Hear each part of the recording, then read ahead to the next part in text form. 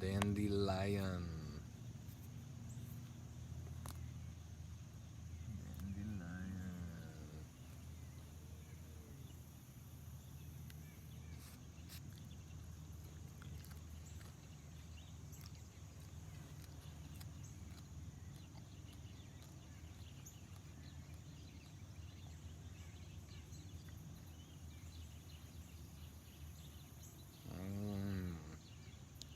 Yeah.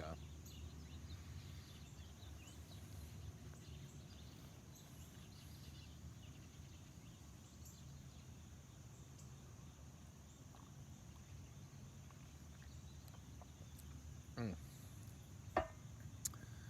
All right. Pretty bitter, those leaves. They're best if you get them before they flower. But when they do flower, the flowers are edible. Every single part of this plant is edible, right? This is food. This is like the bane of every gardener or every lawn care person. Just obnoxiously persistent food and medicine that's just pretty unkillable. Got a lot of guys out there spraying that Roundup and trying to fight it out. If you're looking to grow food, tutorial step-by-step guide to growing this amazing plant. Step 1, don't spray it with cancer-causing toxins. Step 2, eat it.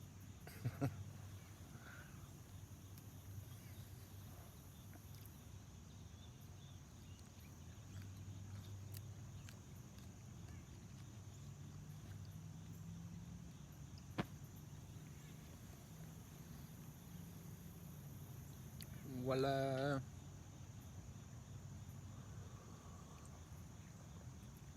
Did you know that you were growing food? All these people trying to kill it. A lot of people like to make that joke that we got a good dandelion crop. It's a really real thing. I'm into it. Dandelions are awesome. They're a member of the Asteraceae family. That's Taraxacum is the genus. We call it dandelion. The dandelion refers to it being the shape of a lion's tooth. I'll show you some more of those in a minute. The name Taraxacum, the Latin, means the official remedy for disorders.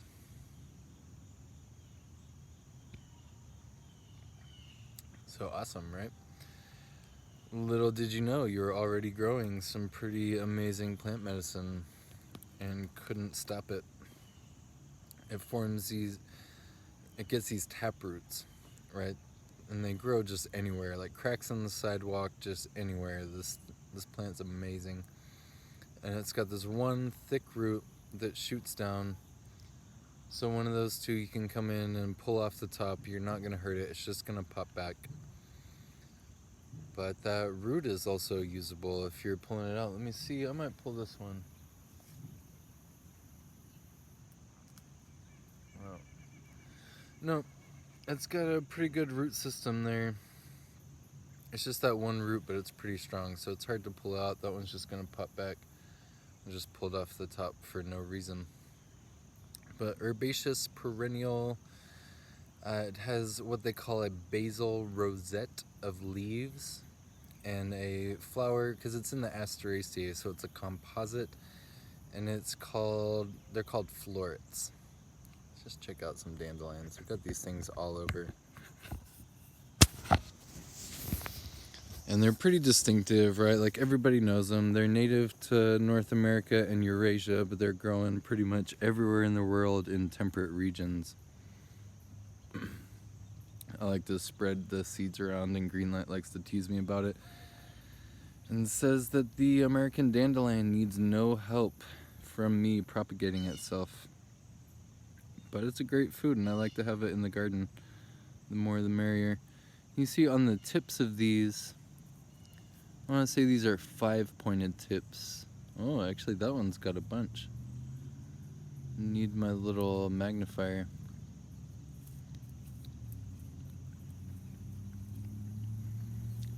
Edible flowers. When you can eat flowers, eat flowers.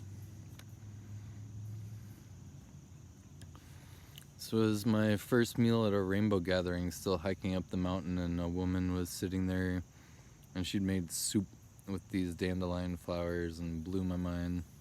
I didn't know you could eat them. I didn't know there'd be people up there serving food for free. Blew my mind. That was an amazing meal. I'll probably never forget. But every part of this is usable. They're all very different. That leaf. Check out this leaf, very rounded. This is off the same plant. They're going to be very unique, very different. Very smooth leaves. You want to be really, really careful with this one. I'm going to make one about the wild lettuce. I have accidentally eaten the wild lettuce thinking it was this. And that's important to know. We'll cover that later. Anyway, so these clumps, you can see that's called a basil rosette. The way those form, those little clumps, and florets of flowers, you make those little parachute seeds. Everybody knows those parachute seeds, right? And you blow them around when you're a kid. And they're fun, and that's how I like to plant them. I'm not sure if those are edible. Every other part of this plant is edible. I didn't see the seeds listed, and I don't know that you'd want to. Doesn't seem very pleasant, although maybe you could parachute the parachute. I don't know. Anywho,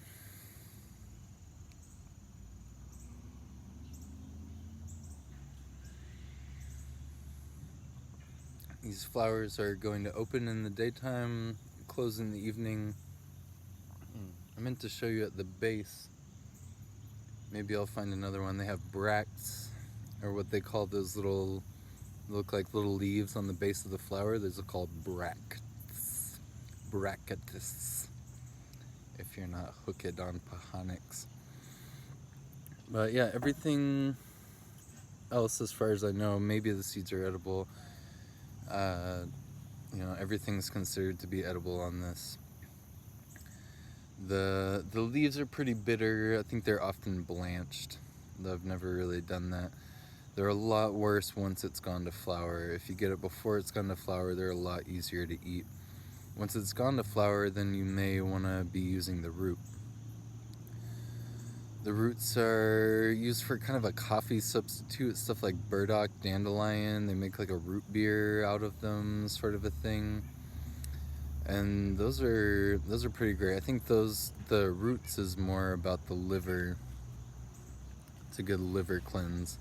And so especially if you have been dumping poison on them and you have toxicity, there's a lot of, Roundup recall or class action lawsuits if you got cancer. Perhaps this is helpful. Apparently that's one of the things it actually helps with. Funny how nature is. Huh? But yeah, so often they're roasted. I'm not sure if that's just a flavor thing or if that's helpful. Some things, we roast those sunchokes and it helps like convert there's something about the inulin that it does. I'm not sure if that's actually beneficial. I think it's just a flavor thing. People use it as a coffee substitute, which, how are you gonna substitute coffee? That's ridiculous. But it's a good liver cleanse, among other things.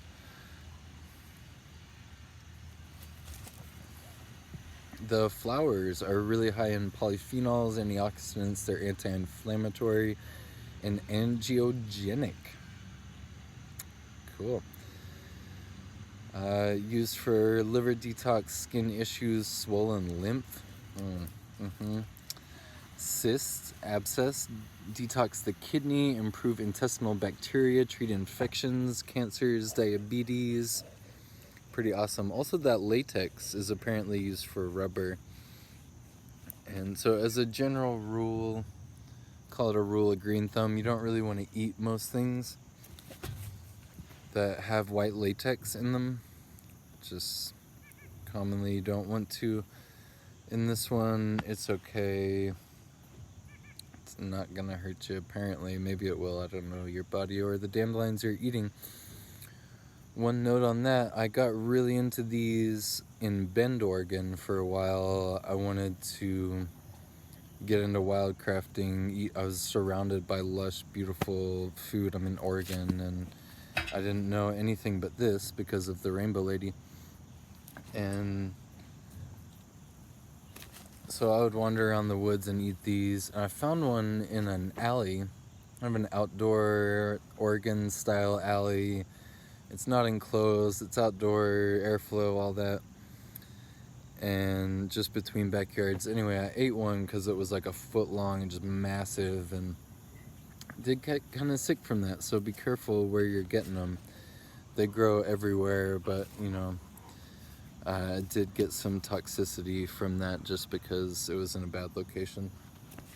They're growing all over the place. A lot of times I don't eat them here because of this guy, but it's been raining all day, and I got these under a tree, so I thought I'd munch a couple. Those leaves are real nice. They're abundant in vitamins and minerals, vitamin A, C, K, calcium, potassium, iron, magnesium, salts. All kinds of cool stuff. Got in my handy dandy notebook.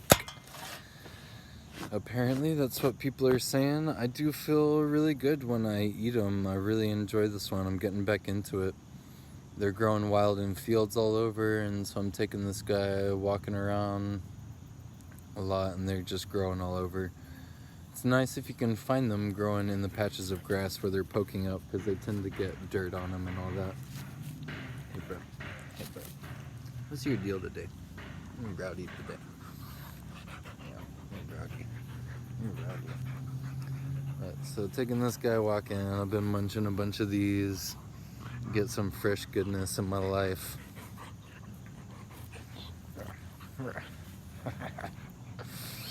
Dandelion, got this little lion. This guy, the furry Dogon lion. Hey, just leave it. I'm working here. Although actually I feel like that's about most of it. This is a really, really hearty food. You can buy seeds and grow them. If you're one of those people you don't think you can grow foods and herbs and stuff, no, actually you can't. Food and herbs can grow food and herbs. But a pretty easy one if you want to give it a shot, or just don't kill it. Just don't kill it. Chill, chill, chill, chill. Hey, this guy. And yeah, pretty rockin' food source that we're surrounded by. Pretty beautiful flowers, bright yellow. It's nice whenever you can eat flowers. Pretty into this one. And figure out a way if you gotta blanch it. A lot of people do that for the taste. But bitters, you know, it's a good thing. We gotta get back into the bitters. This culture, a lot of our modern culture doesn't get into bitters and tarts, but we're surrounded by them, and they're great for digestion in general.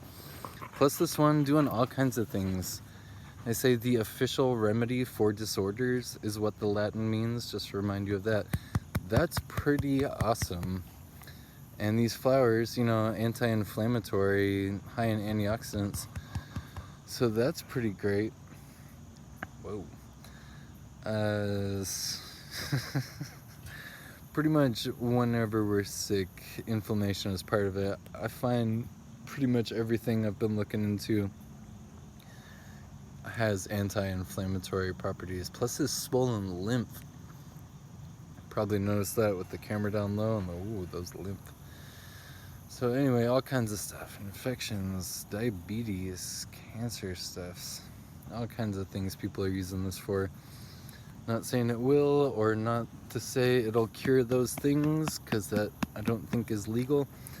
But hey, people are using it for that. That's a common usage, whatever. So pretty awesome, pretty nice to know. They're growing all over the place. There's a bunch of great ones by that Dandelion. I meant to make this there. I might have and lost it. I don't know. That would be pretty cool though. I'd love to see some of these dandelion roots get roasted up in the Dandelion. There's a cob oven that's a lion at the Wellsprings that I'm way into. It was awesome. I actually picked up those rocks from the mountain. Didn't know what they were for. Came back and it turned into a giant lion cob oven. We do those sunchokes in there, but you know, that'd be pretty cool. Roast the dandelions and the lion, just like it's fitting. Someone do that, come on. Because I'm not there. If I make it there, I'll be there and do that. If not, yeah, I'll get on it. And Oregon, West Coast, a lot of you people without homes now and wandering around hungry, this is a pretty awesome food that is growing all over the place. Pretty much all over the world now. There's a bunch of different types, but check into it. Look around, might be helpful to feed you while you're hungry. Definitely helped me while I was out there and when I got started wildcrafting. Again, also look into the wild lettuce though, and I'm gonna make one about that. You have to be careful because the opiate content in that, and so I'm gonna have to make one about that. I've accidentally eaten those, but they're spiky if you look up close. The dandelions are real smooth and they go down easy. They're just a bit bitter, but it's a good thing to get used to and get back in our diet. Bitters are helpful for digestion, just all kinds of things. Wow, that's a great list of awesome, all in this one little tiny plant that you probably got growing. And again, the key to growing it is just don't kill it. Don't spray cancer-causing poison on it. But if you have, perhaps this could be helpful. Apparently that's one of the uses. Cancer stuff and liver detox, so that helps in general to fight out other things if your liver is clear. So that's pretty awesome. Dandelion. Dandelion. Thank you.